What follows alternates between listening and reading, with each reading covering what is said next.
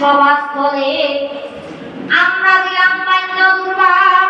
ব্রহ্মময়ী মায়া দিবা ভয়